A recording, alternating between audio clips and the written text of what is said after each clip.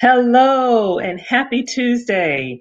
I am excited to come online today and welcome. It's March 16th, right? March 16th, Lunch and Learn with Sandra, your RDN, where I dish out your weekly dose of nutrition news for the mind, the body, and the soul. I hope everybody is having a wonderful day. It's beautiful here in Orlando. Kind of warm for March. But hey, it's a great day and I'm enjoying it. So those who are able to tune in live, I always thank you for joining me live. And for those who are listening to the replay, I always thank you for listening to the replay. I know you've had a long day, so to watch a video at the end of a long day, I'm so grateful that you all are able to do so.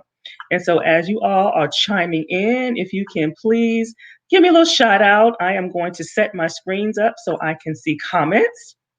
And so while I'm doing that, if you all can simply, share with me that you're on the line and your name and where you're calling from. I know some people, at least here in Florida, we are on spring break.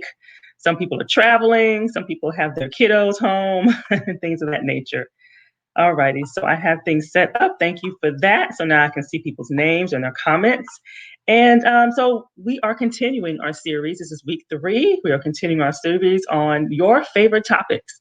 And so I'm bringing back things that you reviewed the most or you commented on the most. And so I want to make this all about you guys. And so today we are going to talk about we're going to talk about Heart Healthy, the 15 incredible foods that maximize your heart health as well as ignite healthy weight loss. Okay.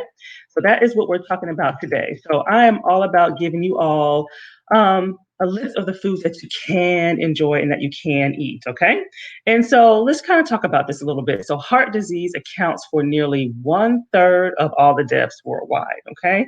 And our eating pattern, okay, our eating pattern plays a major role in our heart health, as well as impacting our risk for heart disease. And so, in fact, certain foods can influence our blood pressure, our triglycerides, our cholesterol levels, inflammation, and all of which are risk factors for heart disease, right? And so, if I'm honest and if I'm really frank with you all today, many of us have this long list, right? This long list of foods that we avoid eating for the sake of either healthy eating or because we're trying to lose weight.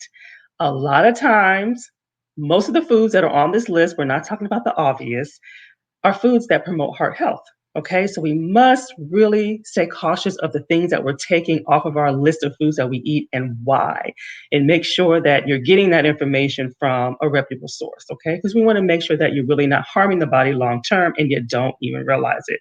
And so, for those who do not know me, my name is Sandra Goltry, and I'm a registered dietitian and licensed nutritionist, and I provide nutrition and lifestyle plans that promote healthy weight loss that lasts, as well as to promote total body wellness without dieting, detoxing, or deprivation. All right. I'm all about long term solutions, simple as that. All right. And so I'm going to chime in. I'm going to see if I see some comments. I see a few names here. All right. Tiffany from Dallas. Well, hello, Tiffany. Thank you for chiming in. Thank you for telling me your name and where you're from. Awesome. Awesome. Awesome.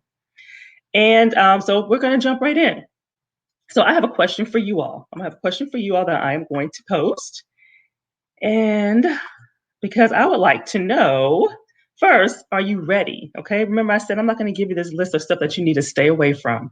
I'm all about giving you things. Okay. So are you ready to add about 15 more power foods or maybe a few? Hopefully you have some of this stuff on your list, but are you ready to add some power foods to your grocery list? Okay. That is what's important. We want to talk about what you can eat, not what you can't eat. All right. I see Gina from, is that South California? Okay, nice. I see Krista on, representing Orlando, or Apopka, excuse me, she's representing Apopka. All right, so chime in and I'll look for comments. It's a little delay in the time that you all respond and when I see it. So when I start seeing some comments, I'll post or I'll mention some people's comments.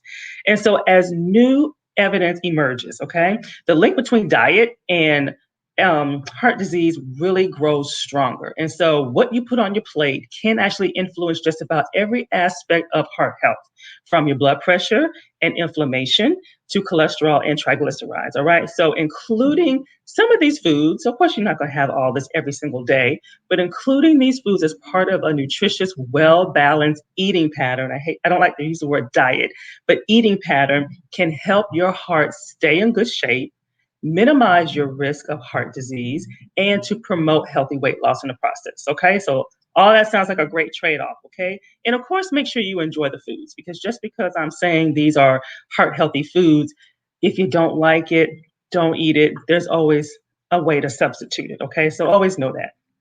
All right, so I see some comments and I'm going to chime in. I see Dee Dee. All right, somebody from my FAMU Marching 100 Days. So I thank you for coming on. Good to see you.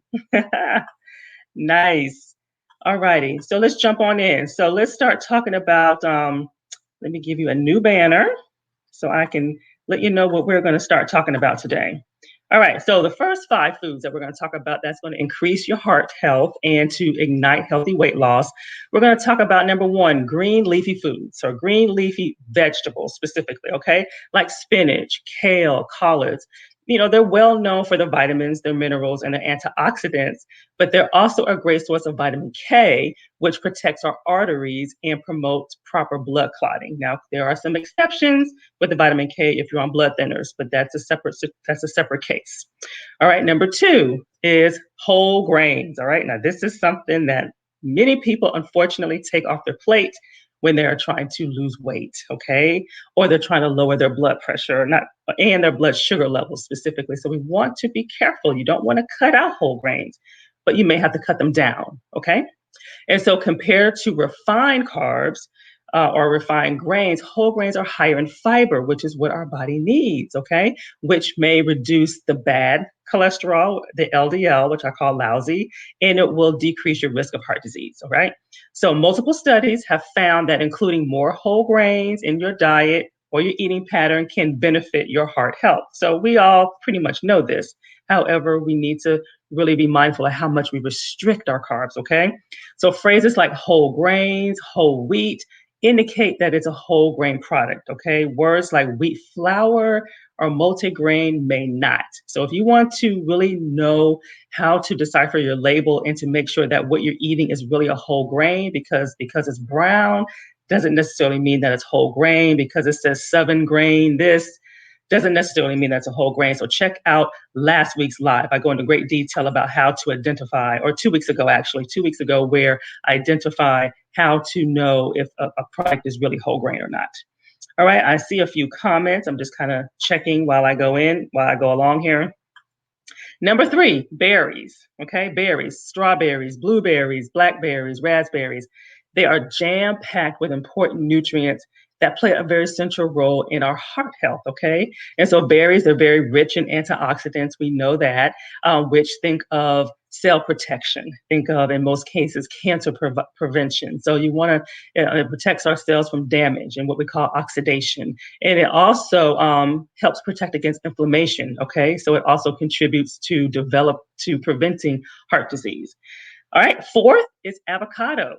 Okay, how many people like avocado? Okay, I know a lot of us like guacamole, which is fine too, and avocado. So it's an excellent source of mono unsaturated fat. So this is heart health, okay, which have been linked to reducing the levels of cholesterol and lower our risk of heart disease. All right, and so avocados are actually very high in potassium. So for those like myself who has to watch their blood pressure, potassium.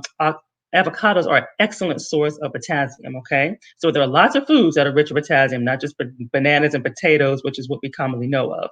But it's also linked to reducing your cholesterol, okay? As well as a risk of metabolic syndrome. So if you're not familiar with metabolic syndrome, it's a cluster including high blood pressure, high sugar, excess fat around our waist, and abnormal cholesterol levels or triglycerides. So if you have any of that stuff going on, these foods will help keep that in check.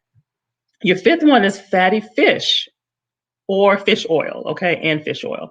And so fatty fish like wild caught salmon, that's a popular one, mackerel, sardines, albacore tuna, okay, not just any tuna, but albacore tuna, are loaded with omega-3 fatty acids, okay, which extensive studies continue to support their heart health benefits. So include those. If you include about 8 ounces of fatty fish a week, then you're doing a great deal of benefit for your heart health, okay? Alrighty, so my question for you, which ones of these, let's see here, do we need to add to our grocery list? Okay. Which one of those do you need to add to your grocery list? So is it let me go back up here and get the information. Is it the green leafy veggies that you need to add? Is it whole grains, berries, or avocado or fatty fish? So maybe you need to add more. So one or more, which ones do you feel that you might need to add more of in your eating pattern? So for me, I need to get back to the fatty fish. I used to faithfully have some salmon at least, once or twice a week. So I've kind of gotten away from that. So I definitely need to get back into that on my end. And I'm looking for some comments. I think I see a few here. Okay, Tiffany says she needs to add more whole grains, berries. Awesome. Let's see. Dee says I'm tired of working with diets that don't work. Absolutely. They don't work. People think when they work short term because I lost 20 pounds or 50 pounds, but then they gain it back. So I'm like, why you put yourself through so much and you gain it all back? So you gotta kind of think long term. So absolutely, you are not alone in that regard at all.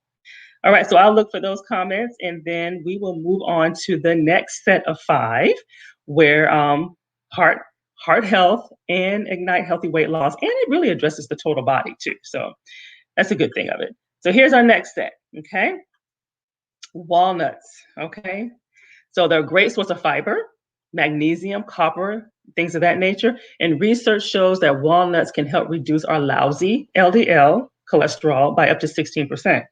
So, but again, moderation, because nuts have lots of calories, but they are good for us. So you want to eat them in moderation. So I'll admit that is a weakness of mine. So I have to really make sure that I watch my intake of them, because you can eat a lot of them and then you don't feel full. So you got to be careful and how you pair them up. But it's also known to decrease oxidative stress, which again, cell damage, think of cell damage, and inflammation. All right, our next one are beans, okay? And so I'm gonna spend a little time with beans because there's a lot going on with beans that a lot of people don't realize. And so they contain what we call a resistant starch, okay? And which resists digestion in the small intestines. And it's fermented in the large intestines by the beneficial bacteria in your gut. So now we're talking about heart health and now we're talking about gut health. So let's think about that. So as the fibers ferment or break down, they act as a prebiotic. Okay, we've heard of probiotics, right? But which is yogurt and things like that. But a prebiotic, and it feeds the good bacteria in our gut. Okay, so very important. You don't think about that when you hear about beans, do you? So because resistant starches are not digested in the small intestines, it doesn't raise our glucose levels. So that's why you're always hearing about beans benefiting our sugar levels. Okay. So gut health is improved as the fermentation in the large intestines make more good bacteria and less of the bad bacteria in our gut. So gut health and beans kind of go hand in hand, just like lowering our sugar levels. All right. And so some other benefits of resistant starches include you get an increased feeling of fullness, which is a good thing. It helps prevent or reduce constipation along with having adequate water as well. It decreases our cholesterol, okay, specifically our LDL. It lowers our risk of colon cancer. Okay, see all this stuff just ties together. Resistant starch is fermented slowly, and so it causes less gas than other fibers. Okay, so that's why it's important to eat around a plate, because there's so many things that food brings to the table that some we know and some we don't know. But when we're kind of eating across the plate and eating a variety of foods within the food groups, then we're pretty much giving our body what it needs when it needs it. It has it available to it. So must add foods that contain resistant starch. So here's some examples of some other foods that have resistant starches. So plantains, if you like plantains, and or green bananas, those are good ones. Beans, peas, lentils is another good one. Whole grains such as oats and barley. okay, and rice. Okay, and rice we know is something everybody takes. That's the one of the first things that come off the plate when people are trying to lose weight is they cut out the rice. So be careful with that. Of course, brown rice is better than white, but there's a place for white rice if you just don't like brown rice. Don't feel like you can never have it again and not still consider yourself eating healthy. Okay, so let me see here. I'm gonna chime in and look and see if I see some comments before I go too far. Let's see here. Think we're doing good here on comments. All righty. Hold on. I think I see something. Okay. Dee Dee says she needs to add whole grains. Uh-huh. Very common. Very common. Number 3, dark chocolate. Okay. I did a live on dark chocolate back in February. So check that one out. But it's definitely rich in antioxidants. So again, think cell protecting flavonoids that help promote heart health. Dark chocolate. Okay. So remember, usually with dark chocolate, in order to get the health benefit, it must have at least 70% cacao. Again, moderation in calories because they are still high in calories like nuts, but it does provide health benefit in moderation. And so studies show that that dark chocolate is associated with lowering our risk of heart disease. All right. So you want to eat it in moderation. We usually say about an ounce to maybe an ounce and a half a day. Just kind of depends on where your calorie levels are. But check out my live on that if you want to know more info on the dark chocolate. Tomatoes. All right. So loaded with lycopene. All right. And it's a natural plant pigment with powerful antioxidant properties. Again, cell protecting, right? And so it helps neutralize the harmful free radicals. So that's that breaking down of our cells that we're talking about. And so think cancer prevention, okay? And it prevents oxidative damage to our bodies and inflammation, all right? Both of which contribute to heart disease, all right? So have some tomatoes. And actually, the ones that are canned, of course, you want to get the lower sodium version, is actually higher in potassium than the fresh tomatoes. So, again, somebody who's watching their blood pressure, that's something to think about. Number 10, almonds, one of my weaknesses.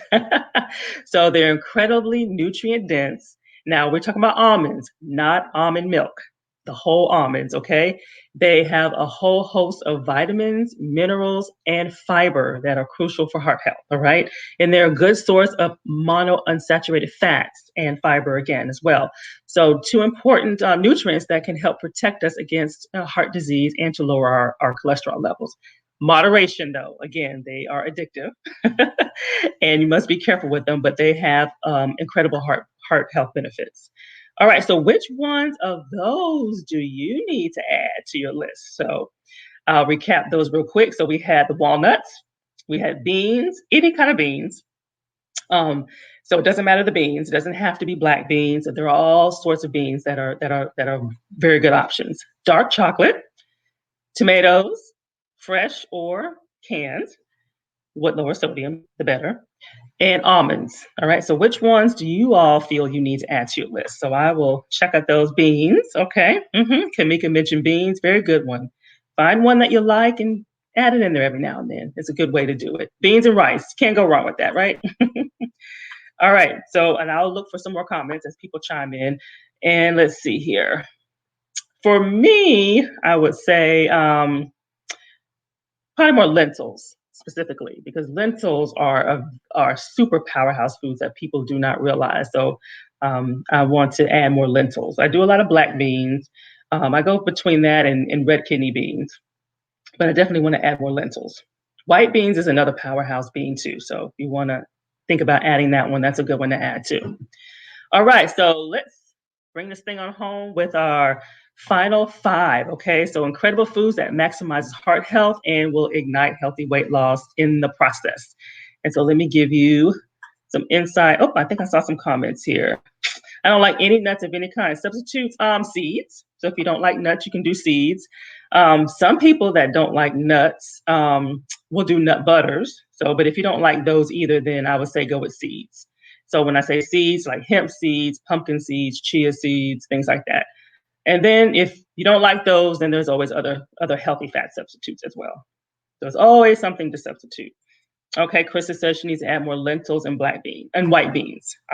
Awesome. We all need to add something, even me. See, I don't always have it all. I don't always have it all. And let's see here. Okay, and so this goes into perfect lead into seeds. All right, so our final five, again, chia seeds. Oh, flax seeds. I didn't mention that one. Flax seed is one. Hemp seeds are all great sources of heart healthy nutrients, including fiber and omega 3. So this is a plant based version, though, of omega 3s. So your marine sources of omega 3s are much more absorbed by the body. So if you combine the plant based with the marine sources like salmon, wild caught salmon and sardines and things like that, then you'll be able to maximize the absorption that your body will get. And so numerous studies have found that adding these type of seeds can improve your heart, lower your risk for heart disease and improve your inflammation, your blood pressure, your cholesterol, and even your triglycerides. So including them, like topping them on yogurt, add them to your salad, add them to smoothies. I do that a lot. So a lot of smoothie recipes that I have include hemp seeds and chia seeds and things like that. Okay. And hemp seeds are very high in arginine, which is an amino acid that's been associated with reducing blood levels, certain blood levels and inflammatory markers. So that's something to think about too. So hemp seeds is a very powerful seed. I've recently added that to my arsenal of foods. So I love to eat those. And okay, so next is garlic. Okay, garlic. So now this has been around for centuries, okay, and it's been used to treat all kind of ailments, okay, in other countries and things of that nature. And so recently, research has confirmed that its potent medicinal properties and have been found that garlic can actually help improve our heart health, okay? And so garlic and its properties have been shown to reduce blood pressure and cholesterol levels. So basically include garlic in your seasoning, like you're cutting up onions and peppers and things like that, and throw in some garlic. Okay. So that's a good way, easy way to get it in. Just kind of mix it in with your other vegetables that you use to flavor and saute with. And it's also good in helping to inhibiting blood clotting, okay, the formation of blood clotting. So that's something to think about too. Three is olive oil. Okay, so this is a staple in the Mediterranean diet, right, or the Mediterranean eating pattern, and it has its heart healthy benefits of the olive oil are very very well documented. So there's a lot of truth to that. It's packed with antioxidants, which can help relieve inflammation, decrease your risk of chronic disease, and it's rich in monounsaturated fatty acids, which again is a heart healthy fats. And many studies continue to associate monounsaturated fats with improved heart health, right? And edamame, okay, edamame. And so this is an immature soybean, okay, very frequently found in Asian cuisine. But like other soy products, edamame is rich in isoflavonoids, is what we call it. And it's a type of flavonoid that helps to lower cholesterol and improve heart health. So it's good to incorporate some of that, whether it's from soybeans or soy milk or tofu, things like that. So there are ways to kind of include that, incorporate that into your eating pattern.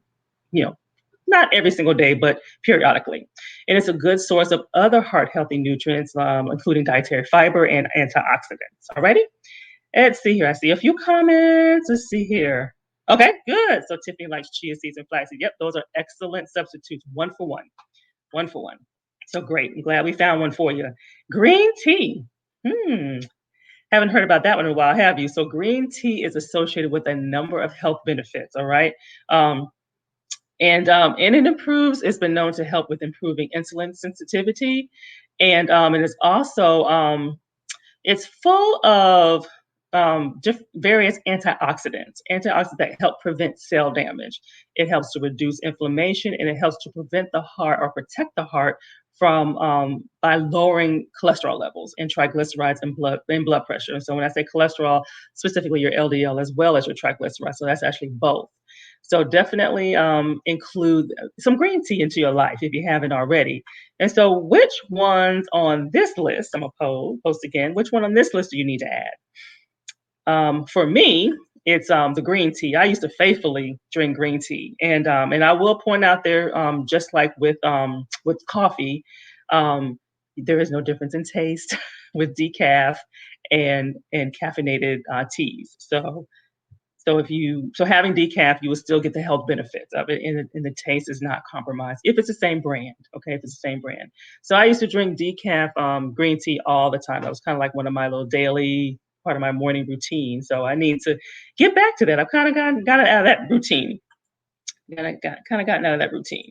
Let's see here. Green tea. Haha. Krista said green tea. Kamika said green tea. Yep.